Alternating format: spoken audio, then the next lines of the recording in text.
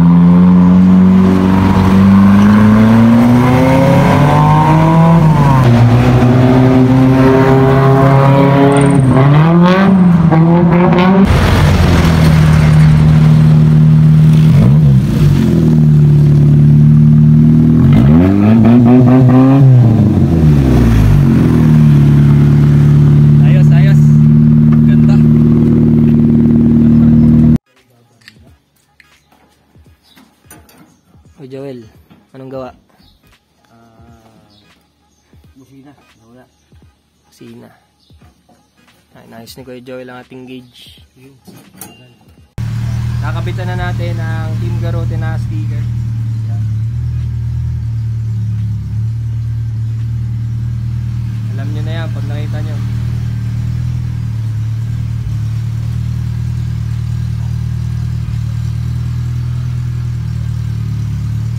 Ayos.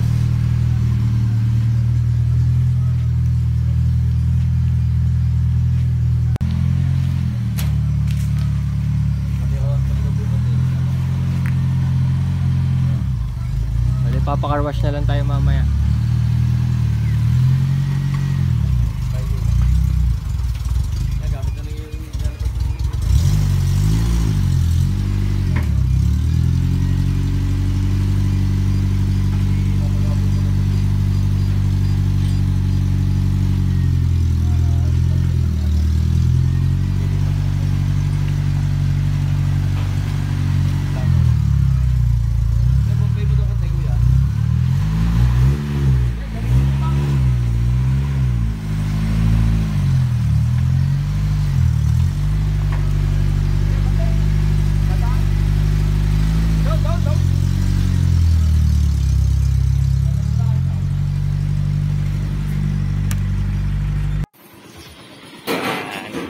Papasubscribe mo ako ha. Oo, are ga. Ayo. Yan. Are. Yan. Oh.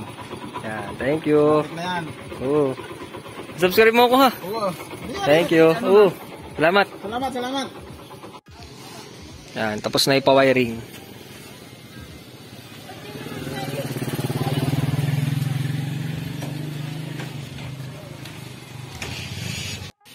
So, papakarwash na lang natin to mamaya.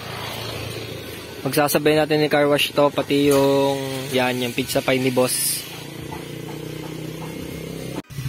Lalagyan natin siya ng trapal kasi baka abutin tayo ng ulan pag nag-rolling tayo mamaya.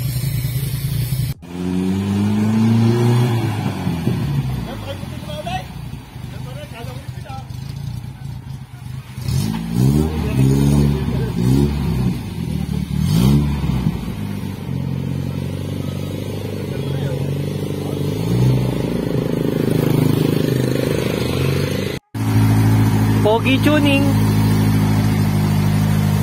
Sige.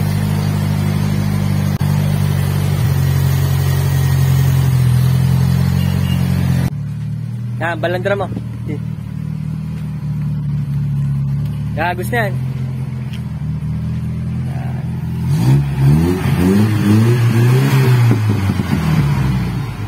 Nangangapa ka ata. Nangangapa ka? Yeah. Kalala ka muna, boss. Ako po si Louie Bernales ng Lian, Batangas. Yan. So, bakit nyo nga pala pinarestore tong owner na to? Ano bang history na ito?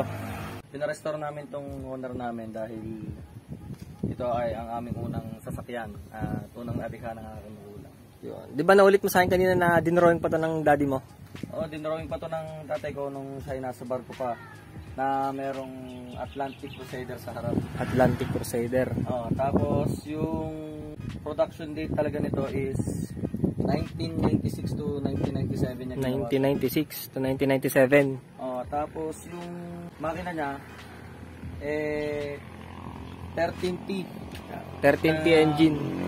Production date niya sa Toyota is 1977 to 1982. Meron siyang 1,770 cc. So 1.7. 1.7, then niround up nila na 1.8 liters. And gas kaya? Yun lang. Malakas sa gas. Malakas sa gas natin yan. Malakas pala to sa gas. Pero yung gas naman yun okay lang dahil yung sentimental value nito sa pamilya namin talaga.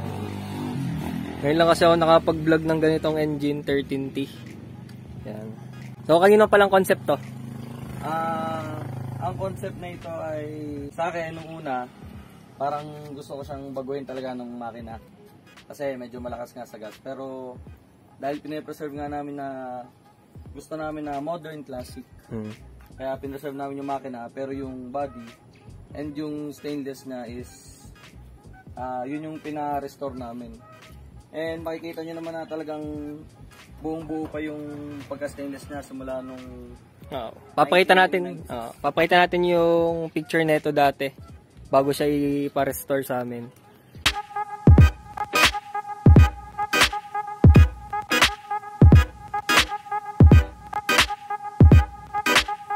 So, ano bang gagawin mo dito? Pan-daily o pang car show? Pag daily, patay tayo sa gas niya, pero baka pang car show na lang car show. Pang preserve talaga. Magkikita-kita naman tayo sa car show susunod, no? Gaano nga katagal to ginawa namin? Ginawa nyo to ng 1 to 2 months. 1 to 2 months ba? Bali nadagdagan pa siya, no? Gawa nang nagkasakit yung aking ama. Pero kung hindi naman nangyari yun. Mabilis lang yan. Sa papel naman, walang problema sa papel. Walang problema sa papel to. Nakapangalan sa tatay ko, nakarehistro.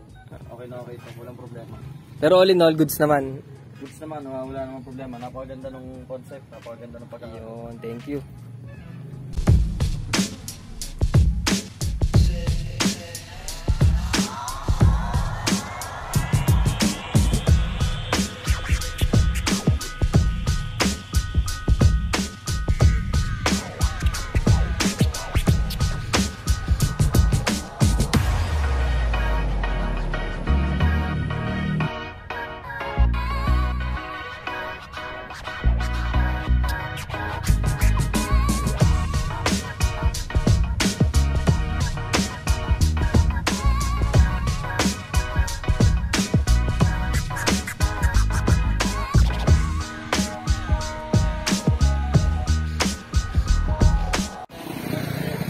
Paano, boss? Thank you. Ba't na lang? Susunod na ulit. Boss. Thank you ha. Ingat po. Kami narito pa, pag nastudio mga in-order na yan, may pabalik naman ako. Pinakukuha po doon.